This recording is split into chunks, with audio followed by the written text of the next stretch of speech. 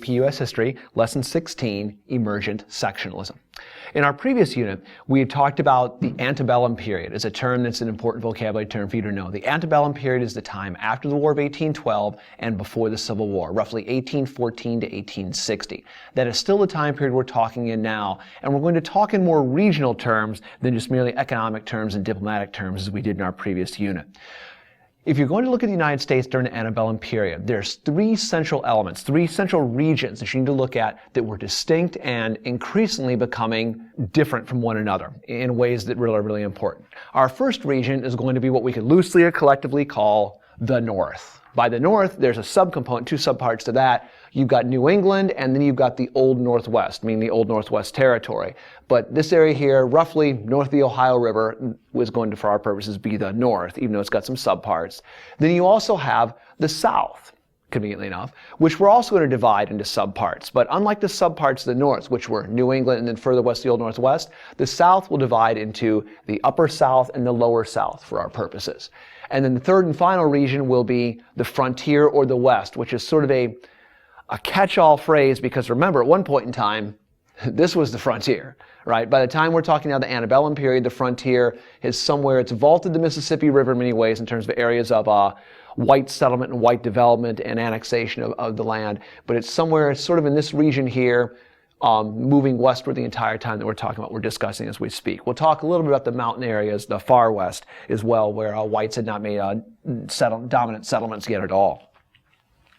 But in terms of the North, with New England and Northeast, the Old Northwest and Northwest Territory being your two regions, the things to consider there is that you were having New England was decreasing in importance in terms of agriculture and increasing in importance in terms of manufacturing. It had always been important in terms of shipping and commerce and trade. That was only going to grow. The Old Northwest was going to serve as the breadbasket for this region and also a market for its emerging consumer goods that New England was going to produce. As for the South is now entering into a period of what we call crop monoculture. It's a period where cotton and the plantation ethic becomes the dominant economic system, the dominant economic model, if you will, of the entire region. And with this, you've got a concept that's important to discuss for why we're calling this sectionalism instead of togetherism or unionism or nationalism. And this concept is parallel migration. And to introduce this, what I have to explain to you is something that hopefully your classes have talked about a little. The ways that Americans had settled the United States, and this has consequences. We settled the United States largely moving from east to west. Notice what I just said, from east to west, almost universally. In other words, not moving from southeast to northwest or northeast to southwest, but in this pattern here. So what happens, this has consequences for the region, regionally and nationally. It's almost like the DNA of these original settlements, of the original economic systems, the original worldviews of New England and the agricultural, the agrarian plantation aristocracy South. The DNA of those communities gets replicated in parallel patterns across the map, not intersecting ones, but parallel ones, which means that the cultures and ways of life of these areas here wind up becoming, small family farms, commercial business, diversity and balanced economies, those kinds of things. And this region here reproduces the cotton crop monoculture, the plantation aristocracy, as the aspirational dream of all white Southerners. As here, the aspirational dream was to be a small independent landholder or to, be a small business person who could maybe, one day grow that commerce and do a little better for yourself. So parallel migration meant that you've got two regions sort of independently economically, but also culturally, sort of staying in their own tracks, not intersecting, not blending.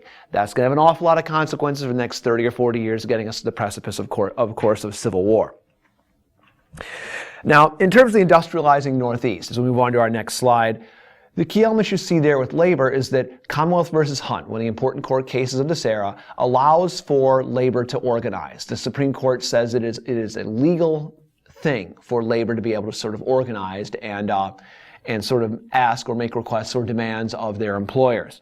There were certainly limitations to unionization, the biggest limitations involving the constant influx of immigrants. Not only was there a lack of general American support for unions during this time beyond the working classes, but you always had free blacks, and in the South, of course, you had slaves. You had constant arriving new immigrants. And as we said, the more as they were coming in from other units was continuous immigration. We're beyond the period of great die-offs. This is no longer a conveyor belt where people are dropped off and they're dying as fast as new ones come. People are dropping off, settling in large numbers, and they provide the reserve labor pool, this vast army of the unemployed who can compete with existing Americans and drop wages lower and drive wages down.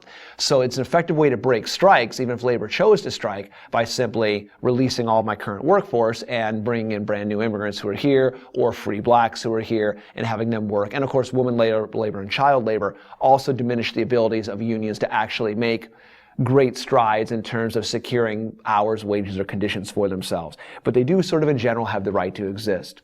Now, when it comes to city living in these cities, we're starting to see now urban concentrations in places like Boston, Philadelphia, and New York, the likes of which had really never been seen in this hemisphere before, except for perhaps Mexico City under the Aztecs. You're seeing vast concentrations of populations similar to some of the greater cities in Europe. And with these, you're having, in working class neighborhoods, crowded housing, poor sanitation, even higher rates of crime. You're starting to see residency gradually beginning to have or social class gradually beginning to have an effect on residency. People are beginning to live in areas based upon where they can afford, and also based upon, with immigrant enclaves, living around people like themselves. This will increase much more in the post-Civil War era, which we'll get to and discuss several lessons from now. But even with these drawbacks of the cities, there's still attractive areas for people to come to because of the reputation of America as a place where you could better your lot in life, and also because of the new technological advances in transportation, which allowed for more people to come here. Steamships, etc., the increased rapidity and consistency of travel across the ocean. No longer is it a 8-week or 6-week trip. It's more of a 5 to 8 day trip now. So that's radically changed this model, making it more affordable and also a shorter time duration, a more survivable trip in many ways. So in the agricultural Northwest, we see integration via infrastructure. As we talked about in our previous lesson, the road building era, the canal building era, and the railroad building era, in many ways, at least in the North, were about trying to integrate or tie the old Northwest with the industrial Northeast. And with our map here discussing patterns of agriculture, you'll notice that the yellow areas indicated here, as well as the green, represent dairy, but also corn, hog, and soy. So you're seeing the areas of the dominant, as they are today, dominant areas of true labor-intensive, capital-intensive agriculture, what today we call agribusiness. Whereas New England is going to have some dairy, but you're going to see increasing areas of New England that are essentially areas of specialization, truck farming, or no farming at all, as this area becomes the breadbasket, if you will, for the industrial production of the Northeast. So as we see this taking place, this first wave of immigrants coming over is going to come in and start working largely in the cities. But in the industrial Northwest, the agrarian Northwest, you have integration via this infrastructure we've talked about, and also the McCormick Reaper. The mechanization of the Northeast is very important for mass producing these items, which are eventually going to be produced in the northwestern areas as well. The Reaper allows for an increased amount of harvest. John Deere steel plow allows to make it easier to break open the thick prairie soils. And cities in this area served in many ways as cities almost in the old colonial era did, as commercial centers, places for dropping stuff off and picking stuff up, for buying and selling, getting finished goods, or shipping raw materials back to the east where they'd be used. Transportation hubs in areas like on river towns like Cincinnati, port cities like Chicago, which eventually through a canal connection would tie into the Mississippi River as well, and then mill towns. Gradually you started seeing, even in the Midwest, you start seeing industrial centers grow and develop into productive centers beyond just merely having it all made in New England.